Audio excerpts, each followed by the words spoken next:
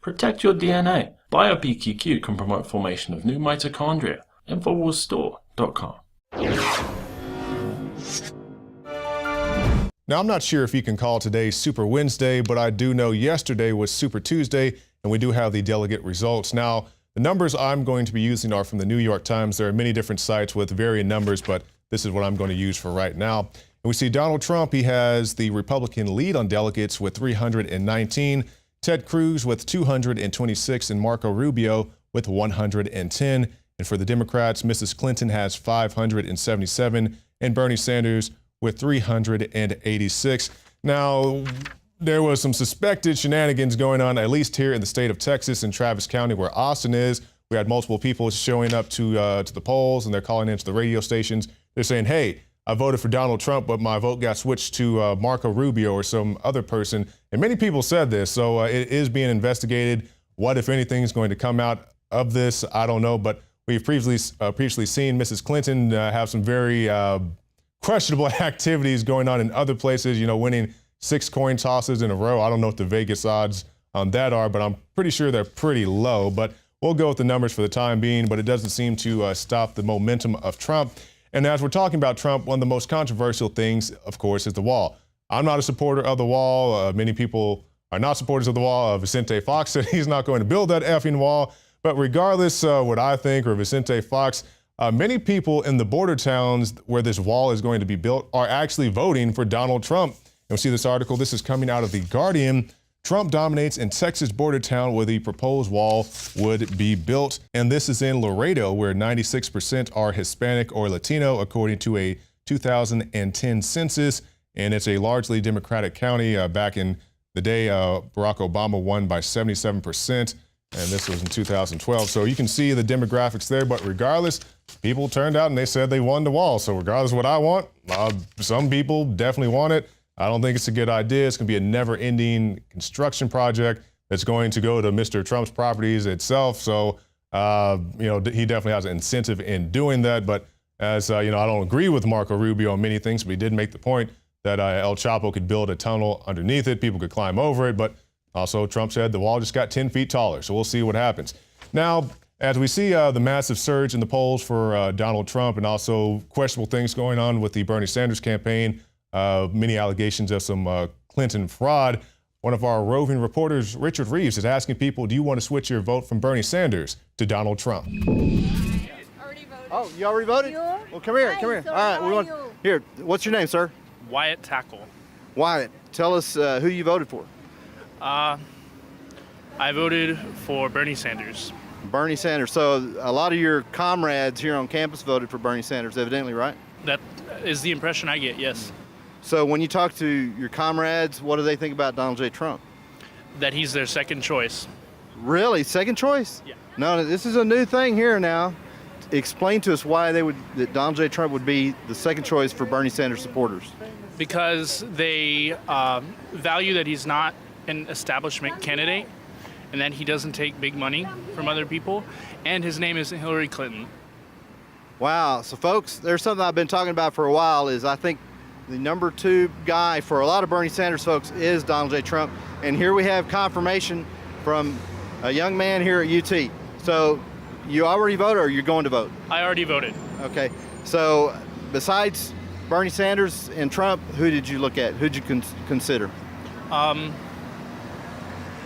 was really pretty much it. So that makes it pretty much anti-establishment. Absolutely. That's pretty important to me. And I think big money and political contributions are ruining the whole system. And they're the only 2 candidates that really stand strong against it. All right. Any last thoughts for our audience? It's going to be a crazy year. Now, another person in this election is one Ben Carson, the neurosurgeon, and he recently came out with a statement to his constituents. This was on CNN. I don't see a political path forward.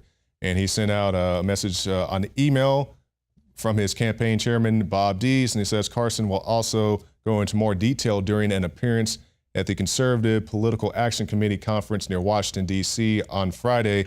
So it looks like Ben may be bowing out of the race. I know he and Trump at least seemed a little, friendly as far as policies, maybe like he's going to make him a VP or something like that. I kind of foresaw a Trump-Carson ticket, but maybe Ben's just bowing out. may end up being Surgeon General. Who knows? I think Trump will at least have him in his campaign at some point if he does become the president of the United States.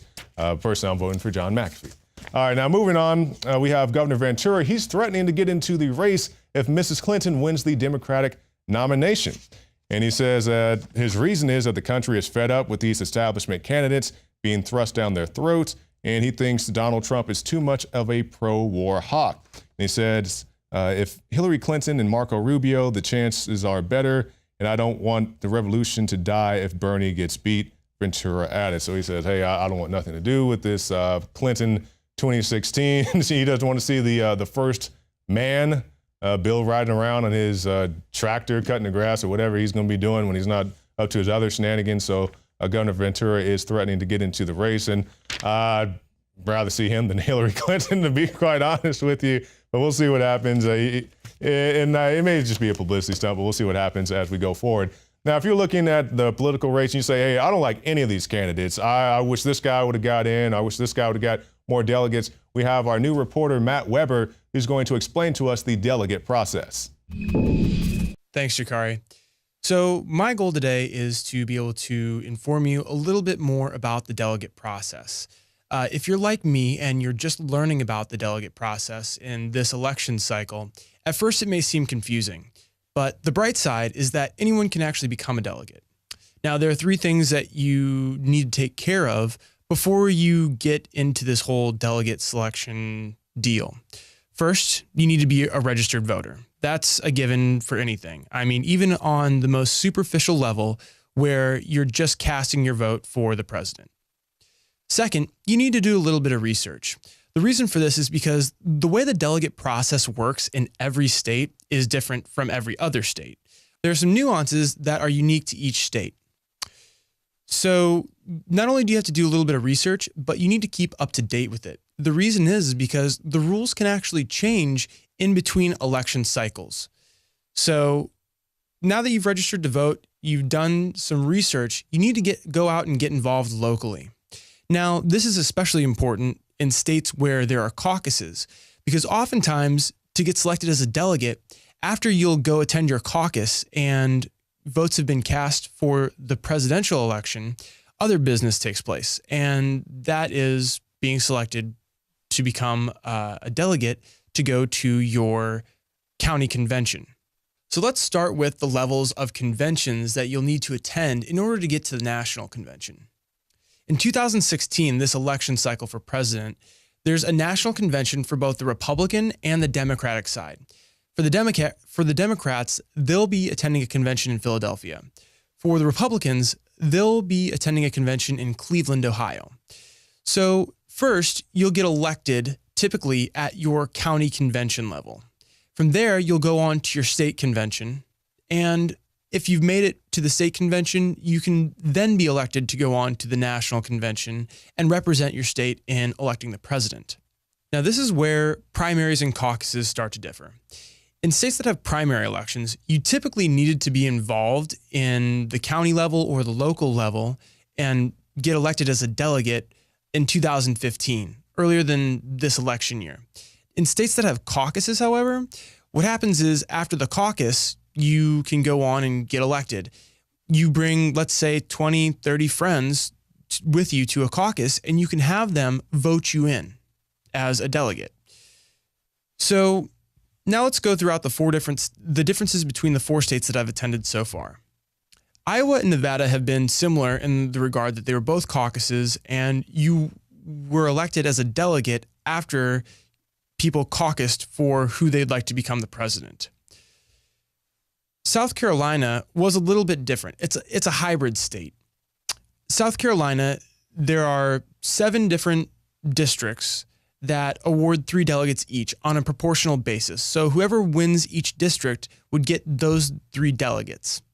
Now, there were 50 delegates in total, meaning that 29 delegates were statewide delegates. They were delegates that were awarded to the overall winner.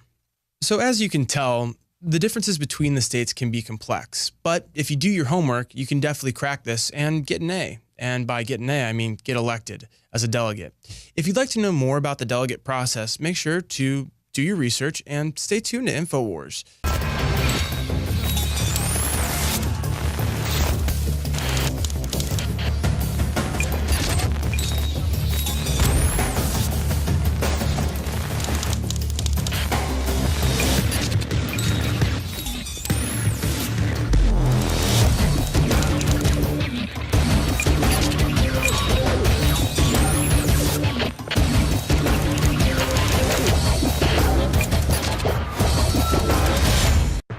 Fellow InfoWarriors, I am very excited to be able to announce to you the introduction at InfoWarsLife.com of a new way to save time and money when you stock up on InfoWars Life formulations like Survival Shield X2 and Super Male Vitality. Just go to InfoWarsLife.com today, select your favorite product, click on Auto Ship before adding to cart, and choose how often you want us to send you another order. Every time you choose Auto Ship at InfoWarsLife.com, you get 10% off, and you won't have to worry about running out and having to reorder next time. And of course, you can cancel with one click anytime. As you know, I'm all about the idea of a 360 win, and the new auto ship feature at InfoWarsLife.com is a sure win for everybody. A win for liberty, a win for health, and a win when it comes to big savings. Visit InfoWarsLife.com today and save 10% on your next InfoWars Life order by selecting auto ship at checkout. That's InfoWarsLife.com or call 888-253-3139.